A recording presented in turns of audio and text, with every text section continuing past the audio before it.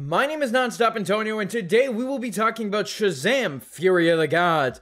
We will be reviewing it, breaking it down, explaining the post-credit scenes and that ending because I think it has some stuff to do with the new DCU, and kind of talking about where Shazam is going to go to the future, some Easter eggs, and just overall the fun stuff that happened during the movie. So let's jump into my breakdown for Shazam Fury of the Gods. Welcome to Nonstop Antonio, where I talk about everything nerdy. I love Marvel, DC, and anime, and if you do too, I hope you enjoy this video. So first of all, let's do the review. Shazam Fury of the Gods was a fun movie. It's not movie of the year or anything, but it was a fun movie. It was intense, it had great action scenes, it had a hilarious moments. However, I do think the jokes got a little bit too much at some times, and it was weird because Shazam felt way more childish than Billy Batson did.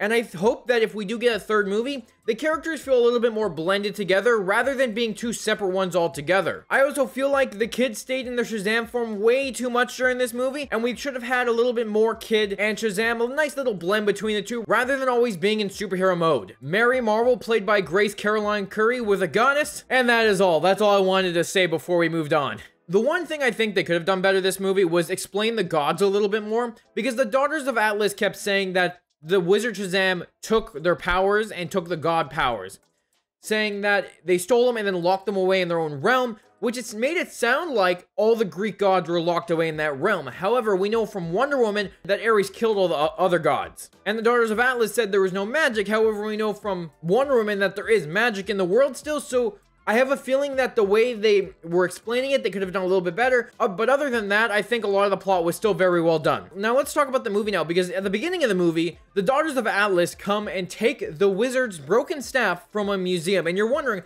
how the hell did the staff that we saw in the first movie end up in a museum halfway across the world? It turns out right after the first movie with the battle with Savannah, Billy just broke it and left it there. And by breaking that staff, it broke the barrier that was holding the Daughters of Atlas. And I just love how after they find out that Billy just left the staff there and they didn't take it back to the Rock of Eternity, the whole family starts poking fun at him like, why did you leave it there? And he turns around and is like, hey, you were all there too. It still got forgotten, which I think was a nice fun additive to this movie, showing how immature and how careless these kids can be. Because they are new to being superhero, they don't know that responsibility. And the whole plot of this movie was the Daughters of Atlas trying to get the Seed of Life to regain the magic in the realm, which, like I said earlier, probably could have been explained a little bit better. However, I think the reason that they didn't know about all the other gods and Wonder Woman was because they were sealed off so long ago. Because they are from the age of Titans, so I think they were sealed off in their own realm. Because they would have known Zeus, but they wouldn't have probably known what happened to them afterwards. So they probably just assumed that the Wizard Shazam killed them all,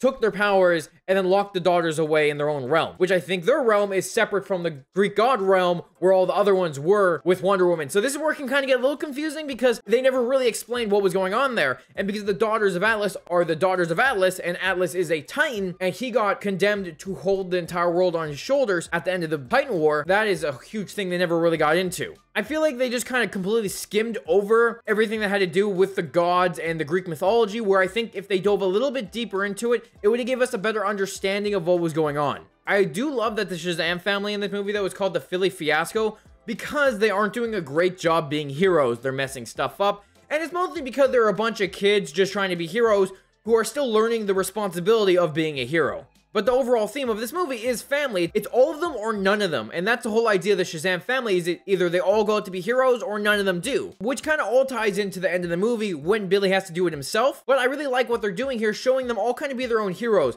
Because when they go to be heroes and save the bridge that's collapsing, of course they fail miserably at it. The bridge still collapsed, but you have them ultimately being heroes and saving all the actual people, which is the good part about it. But you have like Freddy hitting on all the girls, trying to be this all big hero and impress everyone around him. And then you have Darla acting like a literal child. You have her saving people, but they have kittens, so she saved the kittens first and then saves the people. So you can really see the childish behavior within them. And when they go to the Rock of Eternity, it also shows how they're kids as well, because the whole Rock of Eternity is filled with like stuff you would see in a teenager's room. It's their hangout spot. They have TVs, they have Justice League merch, they even have spray paint all over this Deadly Thins. This movie really focused on them being kid superheroes, which I really liked. And because Mary is the oldest, they really showed her trying to move on with her life too, because she can't always be a superhero. She has to be something else. So she's trying to go to college. She's trying to grow herself, and she's trying to realize who she is during this film. because she doesn't want to just be a superhero. And she even points it out to Billy, saying, hey, you need to learn to grow up. You're going to be aging out of the foster system in a few months. And also making him realize that he has to start growing up and being more of an adult, because he is almost an adult. And it kind of leads to a very good moment with him and Rosa at the end of the movie. She wants to see Billy before he goes flying off to be a hero. And he tells her, you don't have to worry about me anymore. I know I'm going to be aging out of the foster care, but I can take care of myself. And she turns around to him and is like, no, you're still going to be in our family. You're still part of this family. And it's just a very touching moment where he leaves saying, I love you, Mom, showing that he's finally accepting her as his mother. And he flies off. So a very touching moment between the family. And they have so many moments during this movie with the family members being family, which is a big part of the Shazam family. God, how many times am I going to say family in this movie? But after all the bridge stuff, Billy has a dream later that night. I thought he was having dinner with Wonder Woman.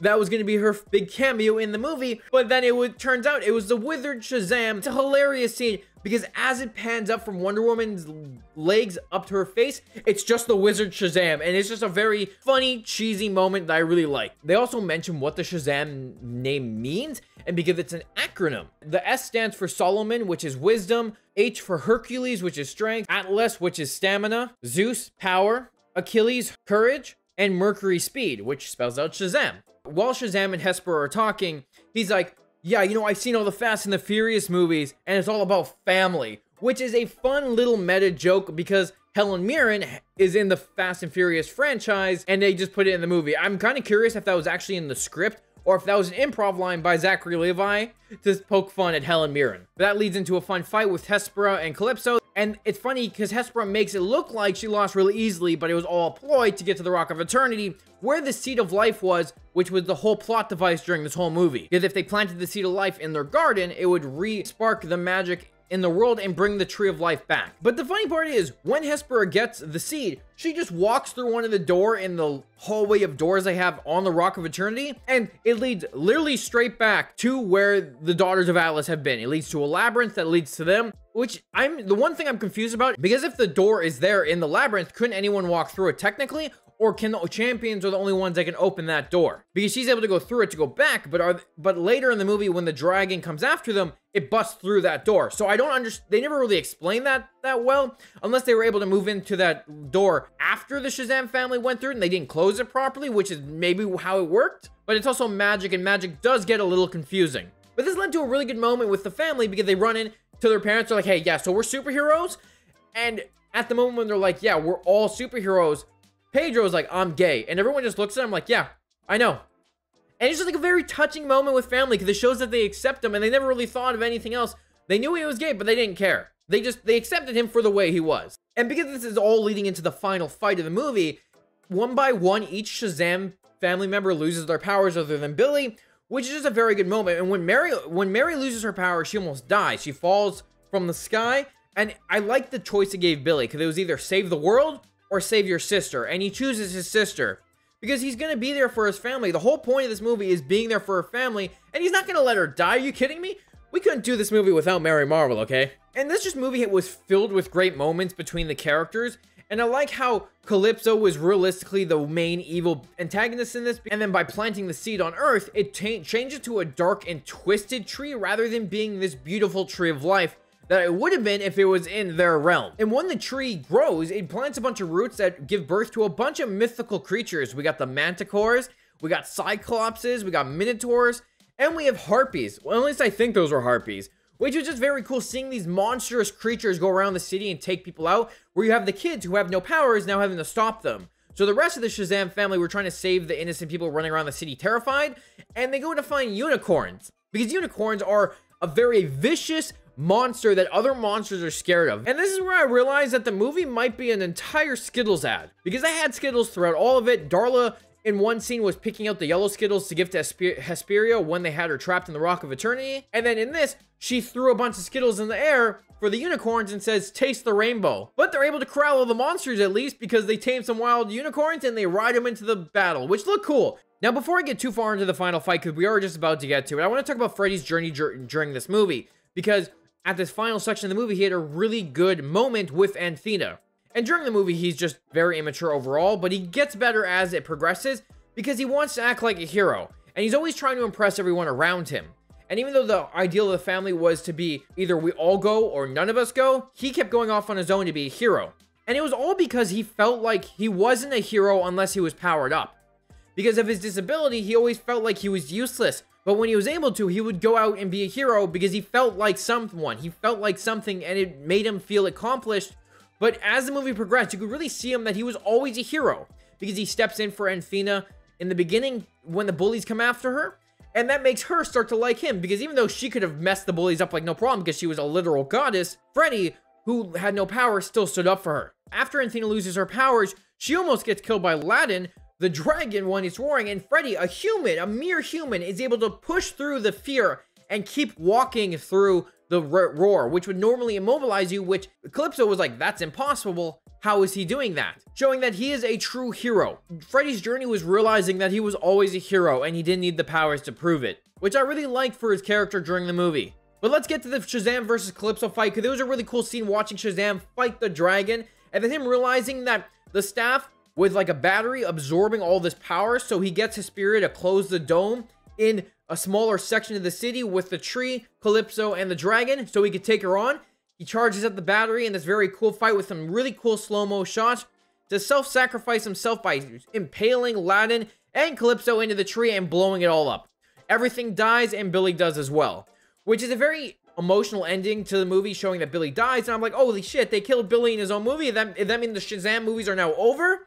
But that leads to the end of the movie where they bury him in the realm of the gods because he is now a god. And this is where the scene kind of gets a little bit confusing when it came to the gods and everything else, because the wizard Shazam says to spark the staff once again, it needs the power of a god to do it. And that's when all of a sudden the Wonder Woman theme starts playing and Diana shows up. And she touches the staff, and all of a sudden this big wave of energy goes off and Athena gets her powers back. The realm around them starts to blossom again and look like it gets its magical powers, and Billy comes back to life. Because of course, you can't have a Shazam movie without Billy Batson. And like I said, this is where stuff kind of gets confusing, because I kind of forgot that technically Wonder Woman is a goddess and that all the gods died during the Wonder Woman movie because of Ares. But now, because I think Wonder Woman sparked the magic back into that realm, the gods might be coming back. Because she even mentions that the gods now have to live with the humans and learn to live together, which I think is a tease for the first phase of the DCU, where it's titled Gods and Monsters. So there's a possibility that Gal Gadot will be coming back as Wonder Woman for the new DCU. Well, now that the movie's over, let's talk about some of the Easter eggs I saw during it, because there are some cool ones. In the final section of the movie, you had someone yell out to Shazam,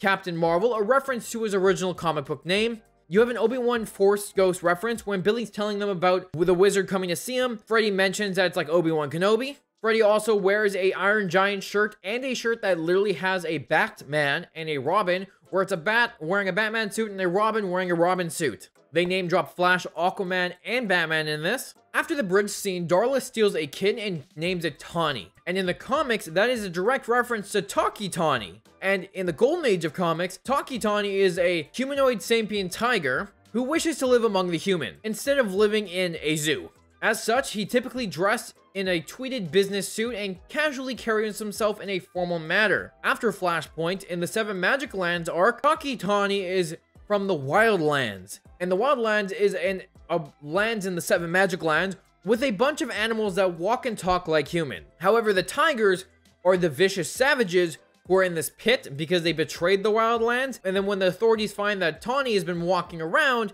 they arrest him and throw him back into the pit, where he ends up running into Darla and Freddy and stops them from being eaten. He's a big part of that storyline, which is why I'm kind of hoping they do that in the third movie, because I would love to see him. Now let's talk about that mid-credits scene, because even though this seems like it was a tie to Black Adam, it also might be a tie to the new DCU. Because in the mid-credits scene, we have Harcourt and Economos coming in to recruit Shazam for the Justice Society of America. And this is like a fun scene where they mention Amanda Waller, which makes me think that the Justice Society was introduced in Black Adam, and then they were going to have their own movie with Shazam in it. And I like it because they played it off for jokes. They come in and they're like, do you want to be part of the Justice? And he's like, yes, I will be part of any team that Wonder Woman is.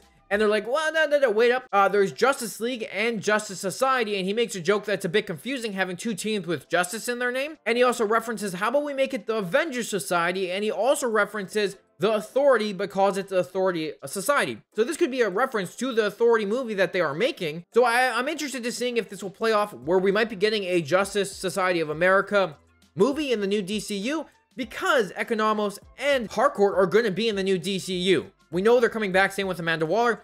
So this could have easily been a DCEU movie. However, now with the new reboot, it could easily be put into the new DCU. And then we have the post-credit scene, which is Dr. Sivana and Mr. Mind, where that was the post-credit scene in the first movie, and it's come back, and Sivana's like, it's been 2 years, where the hell have you been? And he's like, well, I've been walking around. It's not very easy for me to inch my way around town. And it's just a fun little scene, but I think it is setting up the third movie. Hopefully, if they do make a Shazam 3, we are maybe getting into the Seven Magic Lands, because Mr. Mind was the villain for that storyline, and it's a very interesting one, where Shazam and the family find a train station within the Rock of Eternity that leads to these Seven Magic Lands, and the station was always shut down, and then they turn it back on, which sparks a journey of them going from world to world and getting separated, and a bunch of crazy magic shit going on, which I think would be really cool if that ends up happening. If you haven't read the storyline, I highly recommend it, because it is a very good comic, and I would love to see that adapted to the big screen. So hopefully we do get a Shazam 3 in the new DCU. But overall, this movie was interesting. It had its faults, but I think it's a fun time. I would definitely rewatch this. I kind of want to go back and watch Shazam 1 and then rewatch this one right after, because it is a fun movie with the Shazam family. I'm a big fan of their characters after reading Shazam and the Seven Magic Lands, so I want to see more. What did you think of this movie, and what did you think of the plot? Did you find it inconsistent when it came to the God stuff? Let me know down in the comments.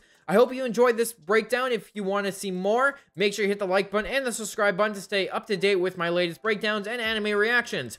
Thanks for watching, and I will talk to you all later.